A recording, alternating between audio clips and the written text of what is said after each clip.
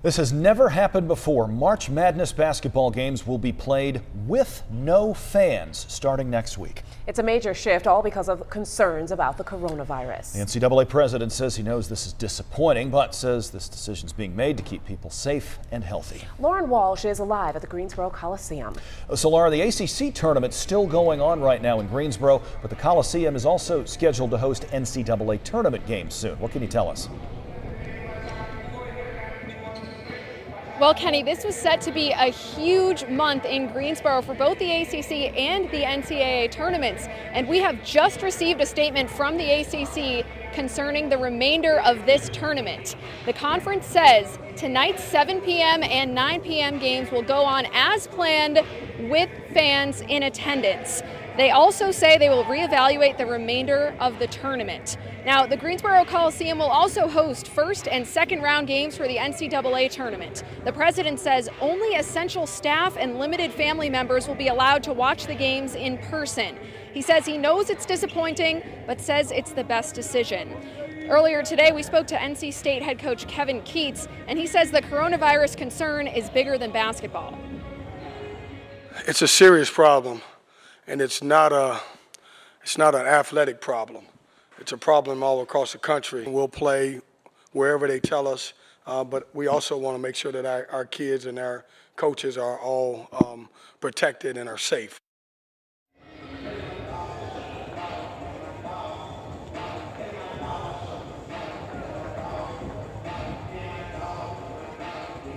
Well, as we said, the games here will go on with fans in attendance tonight. As for the rest of the week, the conference is going to evaluate the situation, and we will bring you updates as we get them. Reporting live at the Greensboro Coliseum, I'm Lauren Walsh, WXII 12 News. Lauren, thank you very much. Also worth noting, tomorrow's ACC Tournament Watch Party and Tournament Town Festivals are, as of right now, still scheduled to go on in downtown Greensboro. There will be a few street closures in those areas.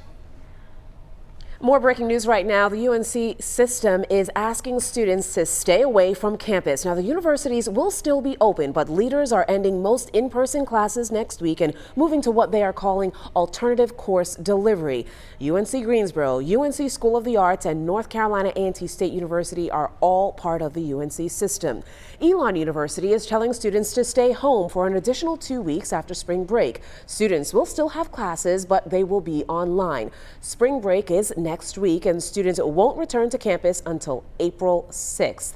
The university also suspended all non-essential travel until further notice. Duke University is moving all classes online until further notice. Students are on spring break right now, and it's been extended until March 22nd. There haven't been any confirmed cases of any universities in North Carolina.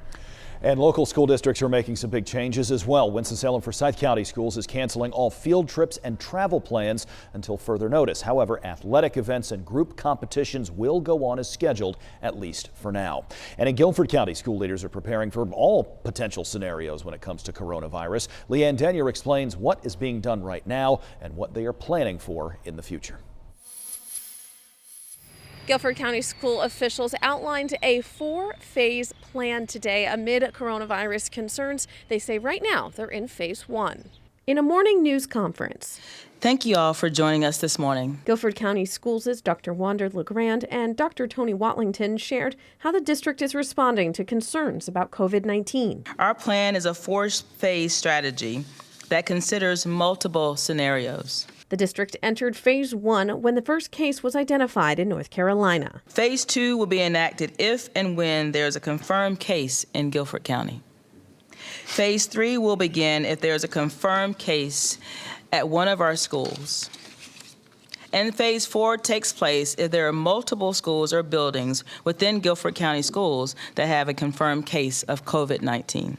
We're told district officials talk each morning, well aware the COVID-19 situation is ongoing and developing by the hour. I think that's one of the reasons that we wanted to have a really good plan and to get that plan communicated well in advance to parents so that they could make those contingency plans for their children. Areas within the schools that are considered high touch points for students are receiving extra cleaning. That includes locker rooms, media centers, even individual art supplies.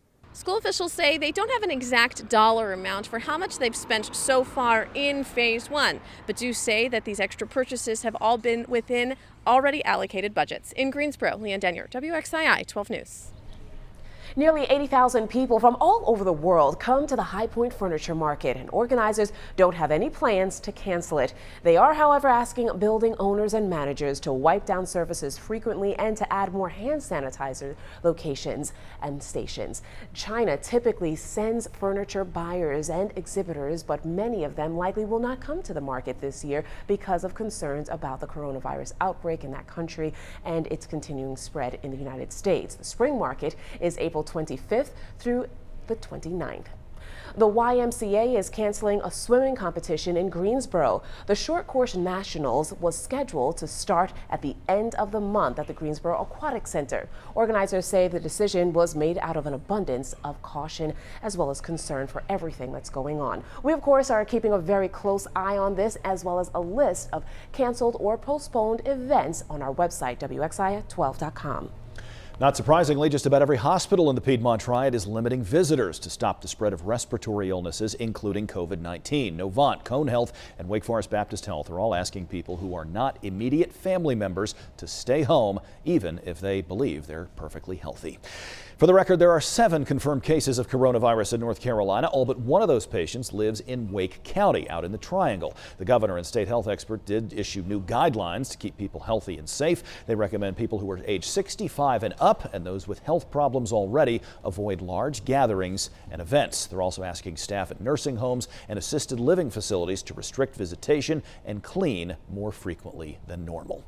Looking ahead, tomorrow, an infectious disease expert is set to give an update on the recent COVID-19 cases in our state. Dr. Christopher Ohl is with Wake Forest Baptist Health. You've heard a lot from him over the last couple of weeks, and you can catch his update tomorrow on WXII 12 News. We're going to break into regular programming at 10:30 when he is slated to speak. And in case you're not by your television, we'll also stream this live on the WXII 12 News Facebook page.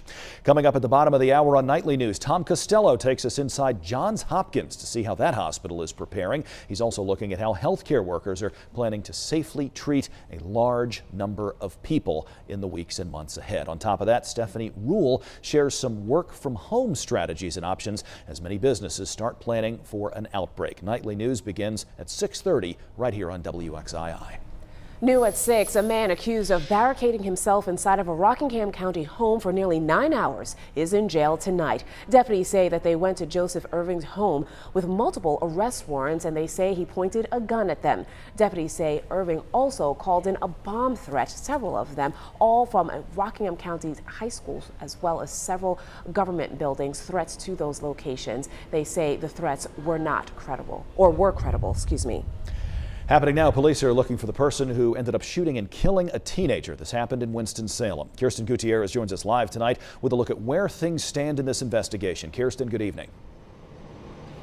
Police say the 16-year-old victim was Jamian Stinson. Now, they say he lived at the Diamond Ridge apartment complex when he was murdered. Now, earlier today, there was still crime scene tape surrounding apartment J26 where he lived. As you can see, it's riddled with bullet holes. Investigators say the shooting happened just before 11:30 last night. Sabrina Huggs says she took Stinson in. He was best friends with her son. She says the two were living in the living room watching TV when she heard the gunshots. Police say someone fired into the apartment from outside, hitting the teen. Now, Hughes says her son was trying to keep the teen alive when help arrived. Now, the victim was taken to the hospital where he did later die. Now, Hughes says she has lost a son and she's sick and tired of all this violence. I'm not holding up because I had to watch that boy die in my son's arms. And I need to get out of here. I can't do this in here no more. The kid died right there by my washer. Now, police say they are not sure if this shooting was gang-related, but that the victim did have friends with gang affiliations. They say right now there have been no arrests, but they are following several leads. If you have any information about this case, you're asked to call Crime Stoppers or the Winston-Salem Police Department. Live from Winston-Salem, Kirsten Gutierrez, WXII 12 News.